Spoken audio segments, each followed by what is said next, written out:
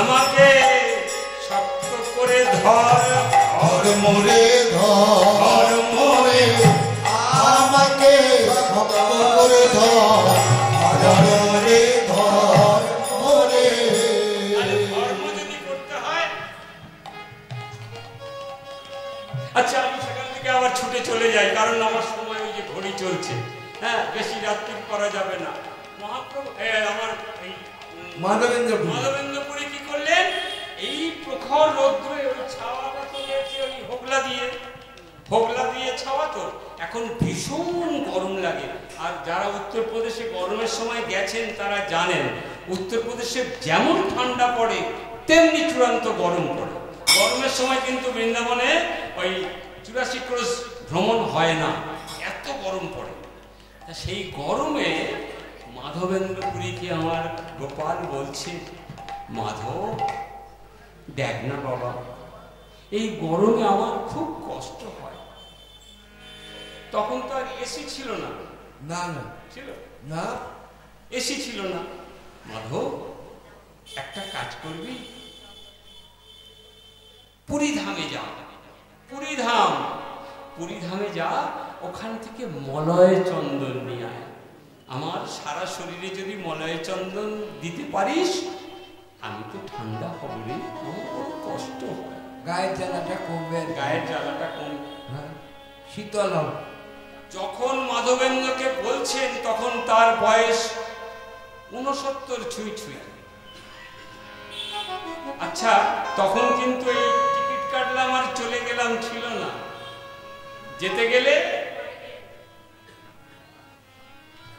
পায়ে হেঁটে ওই বৃন্দাবন থেকে পুরীধাম, চিন্তা করতে পারেন, কম করে 1600-1700 কিলোমিটার রাস্তা। এই রাস্তা মাধবেন্দ্র বললেন, ঠিক আছে আমি তোমার আজ্ঞায় পালন করব, আমি চললাম বলে তিনি বেরিয়ে পড়লেন পুরীধামের উদ্দেশ্যে। চলতে চলেন আর কি করেন, হরে কৃষ্ণ কৃষ্ণ কৃষ্ণ হরে রাম রাম রাম হরে কৃষ্ণ কৃষ্ণ হরে হরে, হরে রাম রাম রাম হরে। হরে কৃষ্ণ কৃষ্ণ কৃষ্ণ হরে হরে, হরে রাম রাম রাম হরে। চলো হরে কৃষ্ণ কৃষ্ণ হরে হরে, হরে রাম রাম হরে।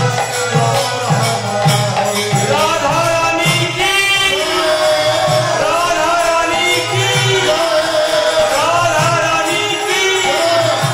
হরে কৃষ্ণ কৃষ্ণ কৃষ্ণ কৃষ্ণ হরে হরে, হরে রাম রাম হরে হরে। এসে পৌঁছলেন, আমার সঙ্গে চলে যাবেন, এসে পৌঁছলেন কোথায় জানেন, এই রেমুনায় গোপীনাথের মন্দিরে।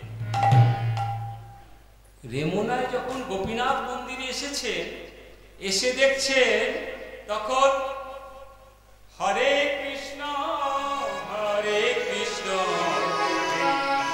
কৃষ্ণ হরে হরে, হরে রাম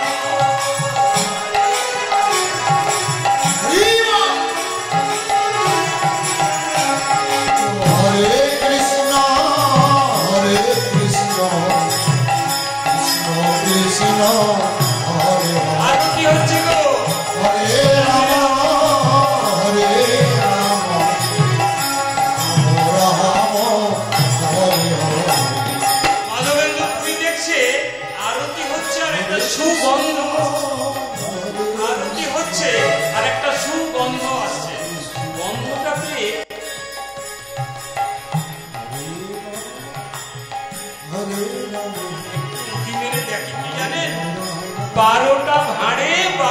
ক্ষীর দেওয়া হয়েছে। সন্ধ্যা আরতির সময় গোপালকে প্রসাদ দেওয়া হয়েছে, 12টা হান্ডিতে 12টা জায়গায় ক্ষীর দেওয়া হয়েছে। ক্ষীর দেখে মাধবেন্দ্র চিন্তা করছে, কি সুগন্ধ, আমি যদি একটু পেতাম, আমি যদি একটু পেতাম, ওর স্বাদ বুঝতে পারতাম। আমি পেয়ে কি করব? ওর স্বাদ বুঝতে পারতাম, আমার গোপালকে আমিও এই ক্ষীর দিতাম। তাই গৌর প্রেমানন্দে হরি বল। ওনার গোপাল কোথায় মনে আছে তো? ছেড়ে এসছে। এখন ওই যে দেখেছে না, এই দেখার পরে নিজেই চিন্তা করছি, ছি ছি ছি ছি ছি, আমার কি অপরাধ হলো, আমার কি অপরাধ হলো, আমি না চেয়ে কিছু খাবো না। আমি তো ঠিক করেছি আমি চেয়ে কিছু খাবো না, আমার ওই ক্ষীর প্রসাদের উপর নজর চলে গেল। অপরাধ নিও না গোবিন্দ, তুমি অপরাধ নিও না, আমি এটা চাইনি, আমি এটা চাইনি বলে নিজে কি করেছে জানেন, ওখান থেকে তাড়াতাড়ি করে সরে গেছে। গিয়ে এই রেমুনার মন্দির থেকে গিয়ে তিনি করেছে কি, এই বোস বাজারে বাইরে তিরপল লাগানো আছে, সেইখানে গিয়ে রাত্রি যাপন করবে বলে ওখানে গিয়ে এক ওই রকম চালা করা রয়েছে, তার তলায় পরিষ্কার করে এখানে বসে আছে। রাত্রি হয়েছে, রাত্রে তো আর হাঁটা যাবে না, তাই তিনি ওখানে বিশ্রাম করছেন। এদিকে চতুরের শিরোমণি গোবিন্দ আমার শুনে ফেলেছে, আমার ভক্তের কিন্তু ওই ক্ষীর প্রসাদের উপরে একটু নজর ছিল, যদি একটু প্রসাদ পেতাম। তিনি করেছে কি জানেন, পূজারী সে তার সঙ্গে কথা বলা আছে, ওই মন্দিরের যারা হোতা, যারা মন্দির পরিচালনা করেন, তারা বলে দিয়েছে, পূজারী শোনো, রামদার বাড়িতে একটা প্রসাদ দেবে, কার্তিকদার বাড়িতে একটা প্রসাদ দেবে, পঞ্চাদার বাড়িতে একটা প্রসাদ দেবে, শ্যামের বাড়িতে একটা প্রসাদ দেবে। এই 12টা প্রসাদের মধ্যে 10টা 10 জায়গায় দেবে, একটা তুমি পাবে, আর একটা ভেঙে যারা ওই সময় আরতির সামনে থাকবে, তাহলে 12টার হিসেব কমপ্লিট। রোজই 12টা করে প্রসাদ আসে, 10 জায়গায় চলে যায়, একটা পূজারী নিজের জন্য রাখে, একটা সবাইকে দিয়ে দেয়। সেদিনও রীতিমতো তাই করেছে। করে শোনো শোনো, মন্দির বন্ধ করলাম, এবার ভাই তোমরা সব বাড়ি যাও, কালকে আবার সকালবেলা ভোরবেলা ভোর আরতি হবে, তখন এসো বলে তিনিও চলে গেছেন তার ঘরে। যেই তার ঘরে গেছে, গিয়ে তো তিনি রাত্রের প্রসাদ খাবার খেয়ে তিনি শুয়ে পড়েছে। মধ্যরাত্রে ও পূজারী, ও পূজারী, পূজারী ঘুম ভেঙে গেছে। কে গো, কে গো? পূজারী ঘুম ভেঙে গেছে, কে গো? স্বপ্ন দেখেছি, আবার শুয়ে পড়ি। যেমনি আবার একটু নিদ্রাচ্ছন্ন হয়েছে, ও পূজারী শুনতে পাওনি? আমার ভক্ত বসে আছে ওই বোস বাজারে, সেই চালের তলাতে, আটচালায় বসে আছে, আটচালাতে বসে আছে। রেমনার বাজারে মাধবেন্দ্রপুরী আমার এক ভক্ত বসে আছে, তার ইচ্ছা হয়েছিল জানো একটা ক্ষীর প্রসাদ পাবে, দিয়ে শোনা, দিয়ে শোনা, তাকে একটা ক্ষীর প্রসাদ দিয়ে শোনা।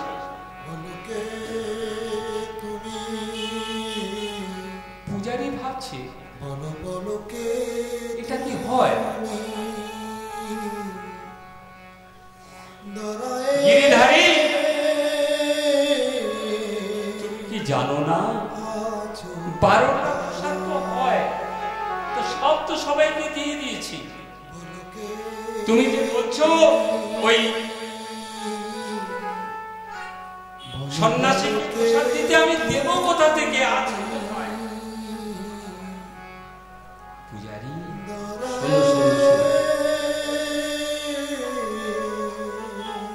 শোনো শোনো শোনো শোনো, আমার যে বিগ্রহ আছে, আমি যে দাঁড়িয়ে আছি, আমার পিছন দিকে দেখো একটা ক্ষীর প্রসাদ আছে, আমার পিছনে একটা ক্ষীর প্রসাদ আছে। পূজারী বলছে তুমি পাগল হয়েছ করছো? 12 জায়গায় চলে গেছে, দেওয়া হয়ে গেছে, তোমার পিছনে কি করে থাকবে? তুমি জানো না, তুমি দেখোনি, আমি না ওর জন্য চুরি করে রেখেছিলাম। পূজারি বলছে, ভগবান তুমি চুরিও করো, গোবিন্দ তুমি চুরিও করো। আরে এই স্বভাব আমার আজকের না, এই স্বভাবটা আমার আজকের নয়। আমি যখন বৃন্দাবনে ছিলাম তখন রোজ চুরি করতাম। গোপালকে চুরি করা ধরিস, ছেড়ে দে মা জননী, ছেড়ে দে মা জননী। গোপালকে জড়ি বেঁধে রাখিস নে, ছেড়ে দে মা জননী। মাখম চুরি করুক গোপাল, মাখম চুরি করুক গোপাল, চুরি করে থাকে ননি। গোপালকে দড়ি বেঁধে রাখিস নে, ছেড়ে দে মা জননী।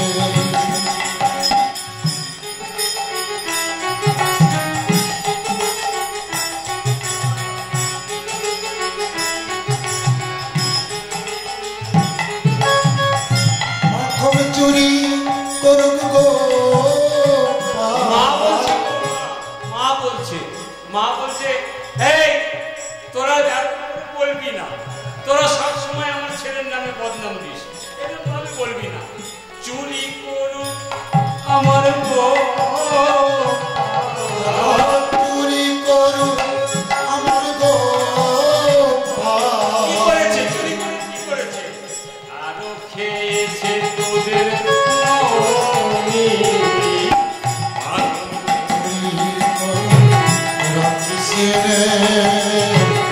ছেড়ে দে মা জননী। ও মা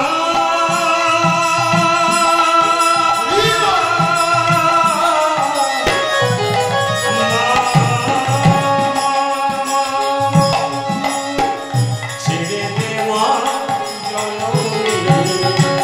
ও মা ছেড়ে দে মা জননী। মা ছেড়ে দে মা জননী। ছেড়ে দে মা জননী।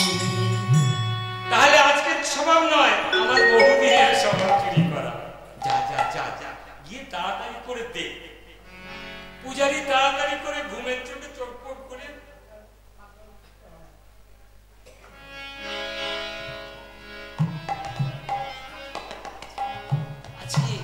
আছে ওই ভাণ্ডটা নিয়ে, আর গোপালকে দেখছে বারবার। ভাণ্ড দেখে আর গোপাল দেখে। সত্যি সত্যি তুমি চুরি করেছো? আরে দেরি করিস না, যা যা যা। ওই বাজারে ছুটতে ছুটতে গিয়ে বলছে, কে গো আছো? মাধবেন্দ্রপুরী। কে আছো?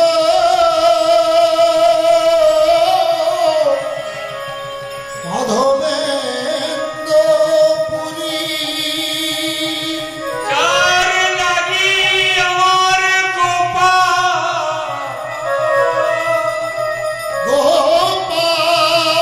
নীল কইল চুরি। নীল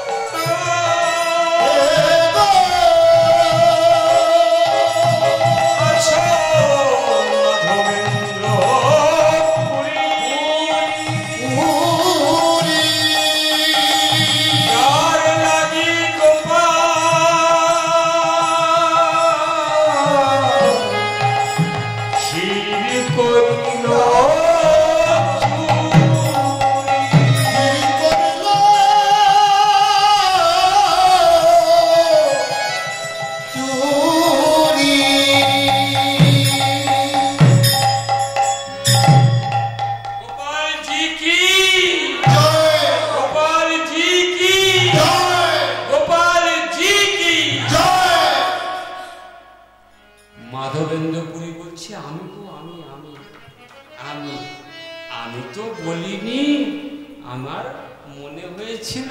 আরে শোনো শোনো, তুমি কিরকম ভক্ত আমি বুঝেছি। এই না এই না এই না এই না, ক্ষীর পাইয়া মাধবেন্দ্র চেটে পুটে খায়, ক্ষীর পাইয়া মাধবেন্দ্র ওই ক্ষীর পাইয়া মাধবেন্দ্র চেটে পুটে খায়, ওই ক্ষীর পাইয়া মাধবেন্দ্র চেটে পুটে খায়। আর ভাণ্ডখানি ভেঙে আচলেতে রাখে, খণ্ডখানি ভেঙে তার আঁচলেতে রাখে। ভাণ্ডখানি ভেঙে আচলেতে বাঁধে, খণ্ডখানি ভেঙে তার আঁচলেতে বাঁধে। মহাজন বলছে আঁচলেতে বেঁধেছ কেন? ওটা তো মাটির ভাঁড়, আমরা মালসা নিয়ে কি করি গো? চেটে পুটে সব মালসা চিড়ে টিড়ে সব খেয়ে আর ওই ডাস্টবিনে দিয়ে